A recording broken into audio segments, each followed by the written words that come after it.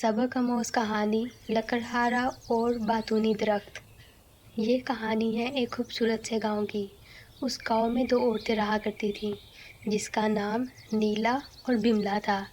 نیلا اور بملا کے شوہر دونوں کام کیا کرتے تھے۔ وہ جنگل سے لکڑیاں کاٹتے اور ان کو بازار میں جا کے بیچ کے اچھا منافع کمایا کرتے تھے۔ وہ دونوں اسی سے ہی اپنا گزارا کرتے تھے۔ ایک دن ٹٹو بیمار پڑ گیا تو راجو نے سوچا کہ آج وہ ہی لکڑیاں جمع کرنے جائے گا اور انہیں بیچ کے اچھا خاصا منافع کمائے گا۔ راجو جنگل کی طرف بڑھا اور وہ ایک ایک کر کے درخت سے لکڑیاں کاٹنے لگا۔ لکڑیاں کاٹتے کاٹتے کافی وقت گزرا کہ راجو نے دیکھا کہ جنگل میں ایک اور بھی درخت ہے۔ وہ درخت بہت ہی مضبوط لگ رہا تھا اور اس کی لکڑی بھی اچھی لگ رہی تھی۔ یہ درخت تو بہت پیارا ہے، کیوں نہ میں آج اسی سے ہی لکڑیاں کاٹ کے اپنا پیٹ پالوں اور اپنی بیوی کا بھی، ٹٹو کو بھی تھوڑے سے پیسے اور کھانا دے دوں گا، اس کا بھی فائدہ ہو جائے گا۔ یہ کہہ کے راجو لکڑی کاٹنے لگا۔ جیسے ہی راجو درخت کو کاٹنے لگا تو ساتھ ہی اس درخت کی آنکھیں کھل گئیں۔ وہ درخت دراصل کوئی عام درخت نہیں، ایک جادوئی درخت تھا۔ اس درخت کی جب آنکھیں کھلیں تو وہ بالکل پیلی تھیں اور ان میں ایک انسان کی شکل بار بار آ رہی تھی۔ راجو یہ دیکھ کے بہت زیادہ ڈر گیا اور وہ اس درخت سے پیچھے ہٹ گیا۔ پر بات اتنی ہی نہیں تھی، وہ درخت کی صرف آنکھیں ہی نہیں تھیں بلکہ وہ درخت تو بول بھی سکتا تھا۔ او لڑکے، تم مجھے کیوں کاٹنا چاہتے ہو؟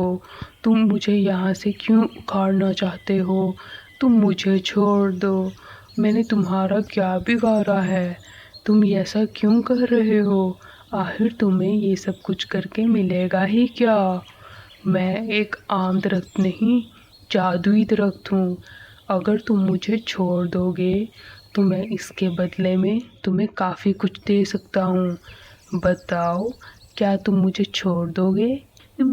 میں تو بس دیکھ ہی رہا تھا کہ یہ درخت کتنا مضبوط ہے۔ مجھے نہیں پتا تھا کہ تم بول بھی سکتے ہو۔ مجھے معاف کرنا بھائی، میں تمہیں نہیں کاٹوں گا، پر بدلے میں مجھے کچھ بھی نہیں چاہیے۔ میں بس اپنی لکڑیاں لے کے یہاں سے جا رہا ہوں۔ مجھے معاف کرنا، مجھے معاف کر دو۔ وہ درخت لکڑہارے کی سادگی دیکھ کے بہت خوش ہوا۔ لکڑہارا جتنا ایماندار تھا اتنا ہی سادگی والا تھا۔ درخت یہ دیکھ کے بہت زیادہ خوش ہوا۔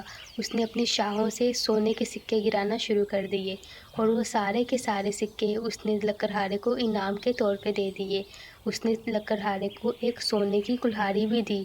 لکڑہارا یہ دیکھ کے بہت زیادہ خوش ہوا اور اس کے بعد لکڑہارا بہت ہی زیادہ خوشی رہنے لگا۔